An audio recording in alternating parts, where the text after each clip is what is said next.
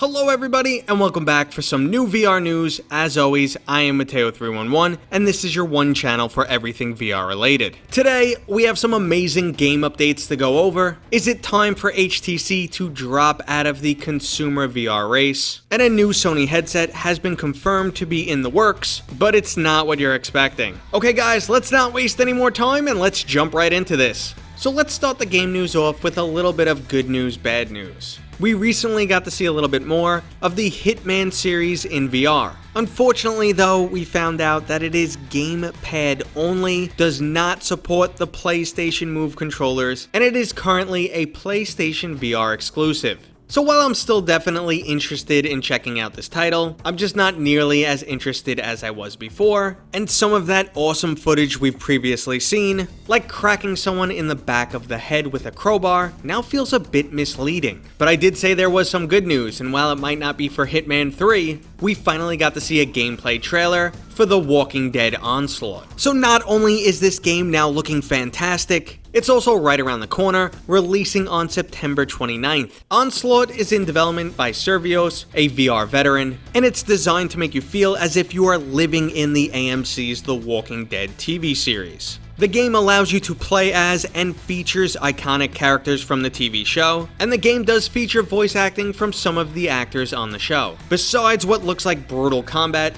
this game will focus on a story-driven narrative. And if anyone could pull this off, it's Survios. So next up, a few titles have recently received some updates. The Oculus exclusive Phantom Covert Ops has released Challenge Pack 1. This is basically missions with added mutators. They vary greatly from the grenade launcher having infinite ammo, time trials with the kayak controls reversed, exploding heads, a new assault rifle, and enemies turned into cardboard cutouts. So if you needed a reason to return to Covert Ops, well here it is guys, and as this is labeled Challenge Pack 1, we can expect more in the future. Now another game to receive a recent update is Vox Machinae. This title has been in early access for nearly 2 years, and it's the definitive VR mech shooter, even though it doesn't have much competition. The new Comrades update introduces a cross-platform friends system, so you can now much more easily keep track of your friends, or in this case your comrades, see what server they're on, and jump right in. They've also introduced the Hover Brawl game mode, which is almost like a giant mech game of soccer. There's a giant ball on the map and the objective is to get it across the field to your side and score. Each weapon will have a different effect on the Voxy ball, adding a bit more strategy into the gameplay. There's also a slew of additional updates, including improved spectating and updated enemy AIs. Now I'm glad to see this game continue to improve, and it has an excellent reputation. The only problem is, like many other VR multiplayer titles, it suffers from a low player count. I'm hoping that by the time the game gets to full release, it is just absolutely amazing and pulls in a large audience. Now I'm also happy to see that Onward is continuing to receive updates, which are restoring the visual fidelity to the PC version. Upload VR once again did an amazing job putting together a side-to-side video showing the overall improvements. Now while the game is still not quite back to the original 1.7 version, it is however drastically improved from 1.8. Gone are those ridiculous, almost Nintendo 64-like bushes, and there's some nice additional foliage and lighting updates. So I'm glad to see this is coming along nicely, but in retrospect, Downpour really should have communicated the changes beforehand, or simply delayed the Oculus Quest release, but that ship has sailed and I'm glad to just see the game is coming back to where it once was.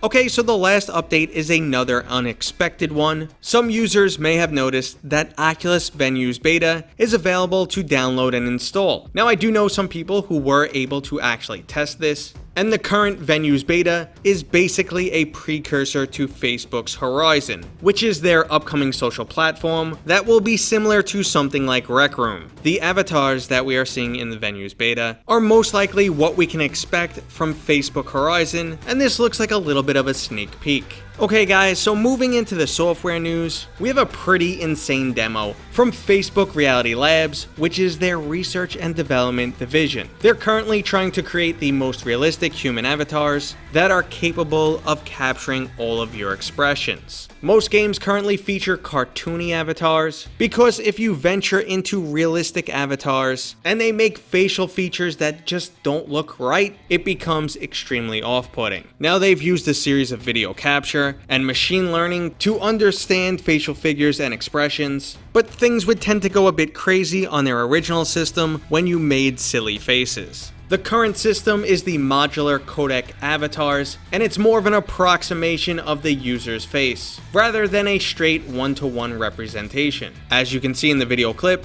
the results are extremely impressive, and it looks like we're gonna have some pretty amazing avatars in the near future. Okay guys, let's jump into the hardware news. The Valve Index recently dropped its wait time from 6 to 8 weeks down to 2 to 4. However, many users are already reporting that it's gone back up to the 8-week delay again. So it looks like the Valve Index is still in high demand, which goes hand in hand with our next topic, the fact that 4 months after Half-Life Alyx added nearly 1 million new Steam VR users, that number has not declined. So rather than the expected big bump and then a quick die-off, users are staying connected to their VR. And this is honestly a terrible time for HTC to be moving away from consumers, but that's exactly what they're doing. After their less than successful Vive Cosmos release, it looks like they may be giving up on the consumer market altogether. The value version of the Cosmos Play, was recently announced to be enterprise only. Now my personal opinion is the extremely horrendous tracking of the Vive Cosmos sets them up for failure when moving to a headset with even less cameras. And honestly, how much does removing 2 cameras reduce the overall price of the headset?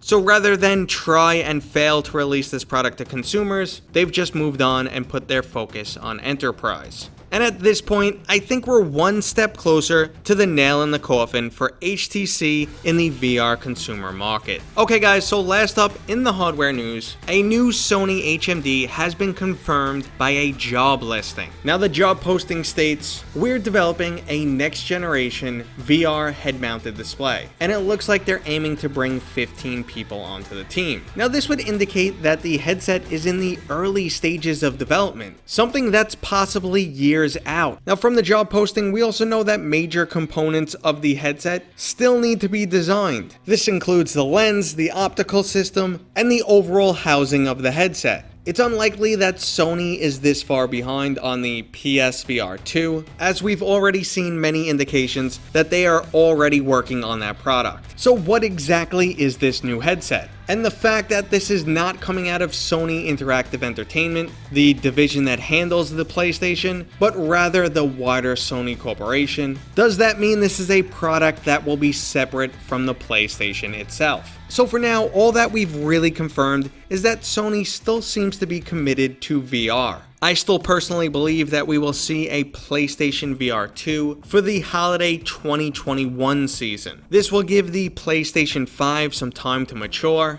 but I don't have too much information to really base that on. That's more of a gut feeling, one that I hope becomes true, but we'll just have to wait and see. Okay guys, that was today's new VR news. I hope you enjoyed the video. If you did, don't forget to give it a thumbs up, and if you're new here, consider subscribing. Okay, I'll see you guys on next time.